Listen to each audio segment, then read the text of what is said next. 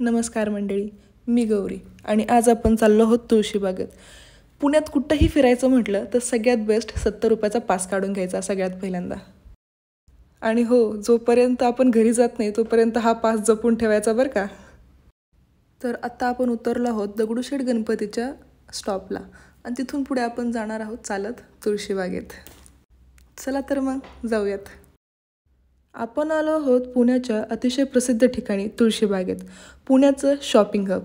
इथे तुम्हाला पारंपरिक वस्तूपासून आधुनिक गोष्टीपर्यंत सगळं काही मिळणार आहे, ते पण रिजनेबल प्राईजमध्ये.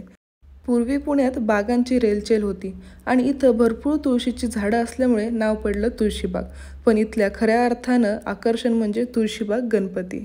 1901 मध्ये इथं स्थापना झाली आणि आज हा गणपती पुण्याचा मानाचा चौथा गणपती म्हणून ओळखला जातो. बाप्पाचं दर्शन घेतलं, आता चला मग शॉपिंगला. तुळशीबागेत सगळंच मिळतं. पारंपरिक नऊवारी साड्या, इमिटेशन ज्वेलरी, घरगुती वस्तू, पूजा साहित्य, खेळणी, अगदी हवे ते. विशेष म्हणजे स्वस्त आणि किफायतशीर दरात. कधी कधी वाटतं जर खिशात हजारो रुपये असतील तर भरपूर शॉपिंग करून परत येईल. पण ह्या पणला तर काही उत्तर नाही आहे.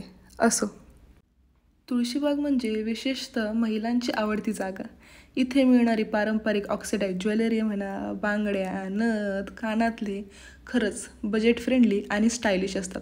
लग्न सराई असो वा फेस्टिवल, महिलांची पहिली पसंती म्हणजे तुळशीबाग.